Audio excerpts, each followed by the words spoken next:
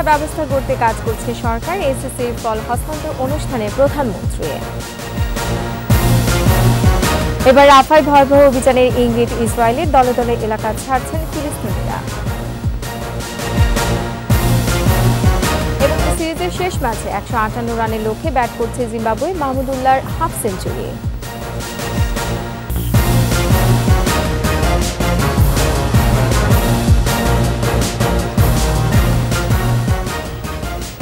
শুনছিলেন first security Islami bank পিএলসির সংবাদ শিরোনাম। আমন্ত্রণ দুপুর 12টার 21 সংবাদে। সাথে আছে আমি রোমানা আমিন। 21 টেলিভিশনের সংবাদ একই সাথে সরাসরি দেখতে পাবেন আমাদের ফেসবুক পেজ www.facebook.com/2124 অনলাইনে।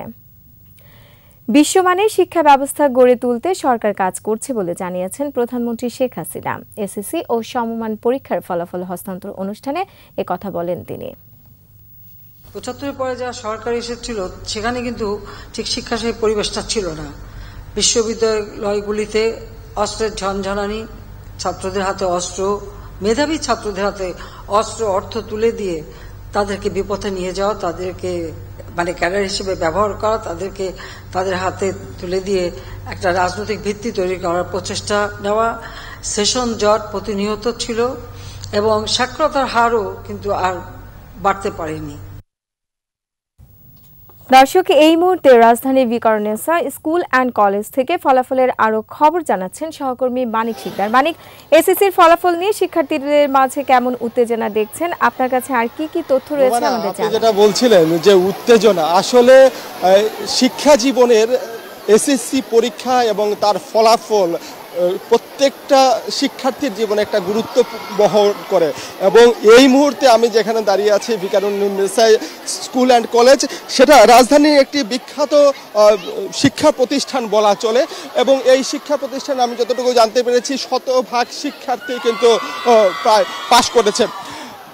সারা দেশের যে চিত্র আপনি যদি দেখেন, প্রতিটি স্কুলে কিন্তু একটা উৎসব মুখর অবস্থায় আছে এবং ফলাফল নিয়ে বিশেষ করে এখানকার যারা শিক্ষার্থী যারা আছেন, অভিভাবক যারা আছেন, তারা সন্তুষ্ট এবং সেই সাথে যারা শিক্ষক যারা ছিলেন তারাও বলছেন যে এবারের ফলাফল মোটামুটি সন্তোষজনক। আমরা একটু তথ্য রাখতে চাই।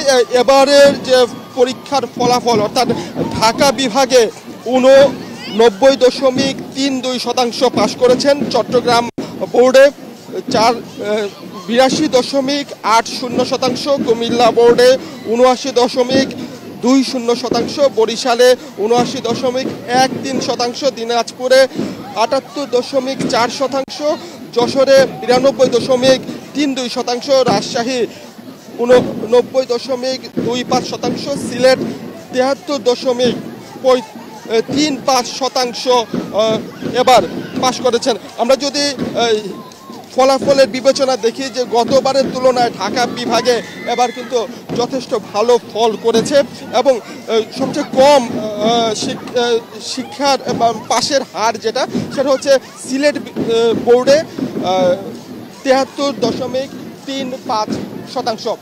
আমি যদি এই সাথে বলি যে এখানকার যারা শিক্ষার্থী আপনি দেখতে পাচ্ছেন, এখানে প্রাণোচ্ছল একটা অবস্থা এবং রীতিমতো উৎসবে মেতে উঠেছেন এবং যারা অভিভাবক আছেন এবং শিক্ষক শিক্ষার্থী যারা আছেন তারা বলছেন যে শিক্ষার যে পাশের হার হয়তো বাড়ছে, জিপিএ 5-এর হার বাড়ছে, কিন্তু সেই সাথে শিক্ষার মান কতটুকু বাড়ছে তারাও সেটাও বলছেন এবং তারা চাচ্ছেন যে শিক্ষার মান আর যেভাবে বাড়ছে সেই বৃদ্ধিটা যেন অব্যাহত থাকুক। তো রুমানা, এই ছিল আমার কাছে এখানে থাকা সর্বশেষ তথ্য। মানিক, আপনাকে ধন্যবাদ। দর্শক, এসএসসি ও সম্মান পরীক্ষার ফলাফলের আরো খবর জানাচ্ছিলেন সহকর্মী মানিক। চলে যাচ্ছে অন্যান্য প্রসঙ্গে। চীন থেকে চীনা মুদ্রায় ঋণ নেওয়ার প্রচেষ্টাকে স্বাগত জানিয়েছেন অর্থনীতিবিদ ও ব্যবসায়ী নেতারা। একই সঙ্গে দেশের চীনা বিনিয়োগ বৃদ্ধি ও প্রযুক্তি হস্তান্তরের পরামর্শ তাদের।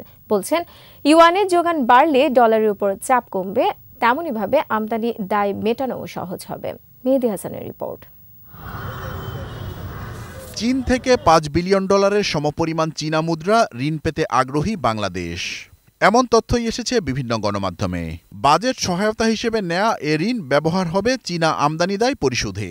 ঋণ যাতে দীর্ঘমেয়াদী হয় এবং সুদের হার ১% মধ্যে থাকে সেই চেষ্টাই চলছে। ২০২২-২৩ অর্থবছরে চীনে $৬৭৭ মিলিয়ন রপ্তানির বিপরীতে $২২.৯০ বিলিয়ন আমদানি করেছে বাংলাদেশ। এদিকে বৈদেশিক মুদ্রার রিজার্ভ নেমে গেছে $২০ বিলিয়ন নিচে। ব্যবসায়ী নেতারা বলছেন, চীনা মুদ্রায় ঋণ নিলে ডলারের উপর চাপ কমবে। চীনা ব্যবসায়ীরা বাংলাদেশে বিনিয়োগে আরও উৎসাহিত হবে, যা দেশটির সাথে বিশাল বাণিজ্য ঘাটতি কমিয়ে আনতে সহায়ক হবে। যতগুলো দেশে চায়নার সাথে এই ওদের কারেন্সিতে লেনদেনগুলো হয়, গত 10 বছরের ট্রেন্ড অ্যানালাইসিস আমরা দেখেছি যে সেই সব দেশগুলোতে চায়নার বিনিয়োগ উল্লেখযোগ্য হারে বৃদ্ধি পেয়েছে।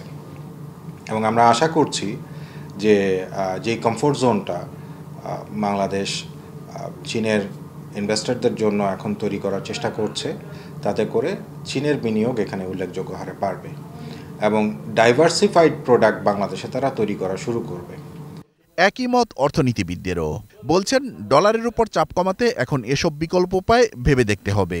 নেগেটিভ ব্যালেন্সটা যে ফেরত দিতে আমরা কিন্তু US ডলার কিনে তারপরে চাইনিজ মুদ্রায় কনভার্ট হয়, তারপরে যাচ্ছে। সেখানে আমার ডলারের সাথে এই এলসির টাকাটা ডলারে যে আমি পে করতেছি, এখানে অলমোস্ট IMF-এর ক্যালকুলেশন অনুযায়ী 14.5% ডলারে আপনাকে এডিশনাল কস্ট আসে। আমদানি ব্যয়ের সাথে পাল্লা দিয়ে রপ্তানি আয় ও রেমিটেন্স বাড়াতে পারলেই রিজার্ভ সংকটের টেকসই সমাধান হবে বলেও মত এই অর্থনীতিবিদের। মেহেদী হাসান, 21 টেলিভিশন, ঢাকা। আন্তর্জাতিক। ফিলিস্তিনের দক্ষিণাঞ্চলীয় শহর রাফায় নতুন করে স্থল অভিযান শুরু করতে যাচ্ছে ইসরায়েল। দলে দলে এলাকা ছাড়ছেন পূর্ব রাফা ও গাজা উপত্যকার উত্তরাঞ্চলের মানুষ। তাদের চোখে মুখে অজানা শঙ্কা। প্রতিবাদে মিশর জানিয়েছে ত্রাণ ইস্যুতে ইসরায়েলের সাথে আর কাজ করবে না। আরও জানাচ্ছেন আজহারুল ইসলাম। বিশ্ব নেতাদের চাপের পরেও থেমে নেই গাজায় ইসরায়েলি বাহিনীর হামলা। এবার রাফায় বড় ধরনের হামলার পরিকল্পনা করছেন নেতানিয়াহু। এরই অংশ হিসেবে ফিলিস্তিনিদের এবার মধ্য রাফা ছাড়ার নির্দেশ দিয়েছে ইসরায়েলি সামরিক বাহিনী। মধ্য রাফা অঞ্চলে অভিযান চালানোর লক্ষ্যে বাসিন্দাদের নতুন করে এ নির্দেশনা দেওয়া হয়েছে। এরপরই দলে দলে মানুষ রাফা ছাড়তে শুরু করেছেন। রাফার সাবুরা শরণার্থী শিবির, প্রশাসনিক এলাকা, জেনিনা ও খিরবেত আল আদাস এলাকার কিছু অংশ ছেড়ে আল মাওয়াসির উপকূলীয় মানবিক এলাকায় চলে যাচ্ছেন তারা। এদিকে গাজা উপত্যকার বিভিন্ন হাসপাতালে 7টি গণকবর থেকে 520টির বেশি মরদেহ উদ্ধার করা হয়েছে। এছাড়া হাসপাতালের বিভিন্ন বিভাগে মিলেছে আরও অনেক মৃতদেহ। রাফায় ইসরায়েলের অগ্রহণযোগ্য উত্তেজনা বৃদ্ধির কারণে ত্রাণ নিয়ে তাদের সাথে কাজ করতে অস্বীকৃতি জানিয়েছে মিশর। গাজায় মানবিক পরিস্থিতি বিপর্যয়ের জন্য শুধুমাত্র ইসরায়েলকেই দায়ী করে দেশটি। অপরদিকে ইসরায়েলে হামাসের রকেট হামলায় দেশটির 3 নাগরিক আহত হয়েছে। গাজা থেকে ছোড়া একটি রকেট আশকেলন শহরের একটি বাড়িতে আঘাত হানে। গত বছরের 7 অক্টোবর থেকে নির্বিচারে গাজায় হামলা চালিয়ে যাচ্ছে ইসরায়েল। হামলায় প্রায় 35,000 ফিলিস্তিনি নিহত হয়েছে। এদের বেশিরভাগই নারী ও শিশু। আজহারুল ইসলাম, 21 টেলিভিশন। খেলার খবর। হোয়াইট ওয়াশ এড়ানোর লক্ষ্যে শেষ টি-20তে বাংলাদেশের দেয়া 158 রানের টার্গেটে ব্যাট করছে জিম্বাবুয়ে। এর আগে মিরপুরে টস জিতে বাংলাদেশকে ব্যাটিংয়ে পাঠায় জিম্বাবুয়ে অধিনায়ক সিকান্দার রাজা। 15 রানের মধ্যে আউট হন প্রথম 3 ব্যাটার। তবে চতুর্থ উইকেট জুটিতে নাজমুল শান্তকে নিয়ে ইনিংস মেরামতের কাজ করেন মাহমুদুল্লাহ। রান এসেছে শান্তর ব্যাটেও। তাদের জুটিতে আসে 59 রান। 36 রান করে আউট হন শান্ত। হাফ সেঞ্চুরি করেছেন মাহমুদুল্লাহ। আউট হয়েছেন 54 রানে। 21 রান করেছেন সাকিব। শেষে জাকের আলীর 11 বলে 24 রানের ক্যামিওতে শক্ত পুঁজি পায় বাংলাদেশ।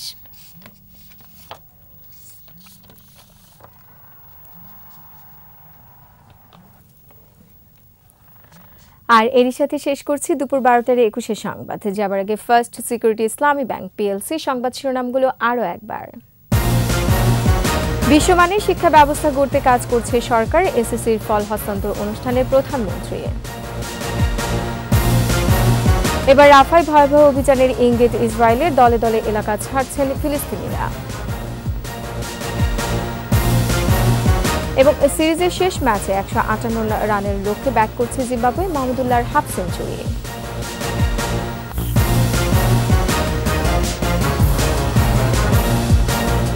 দর্শক, সর্বশেষ খবর জানতে ডায়াল করুন 2021 নম্বর আর ভিজিট করুন 21tv.com এই ওয়েবসাইটে। এছাড়া ফেসবুকে ভিজিট করতে পারেন facebook.com/2124 অনলাইনে। এতক্ষণ সাথে থাকার জন্য ধন্যবাদ। পরবর্তী সংবাদ দুপুর 2টায় দেখার আমন্ত্রণ রইল। 21-এর সাথেই থাকুন।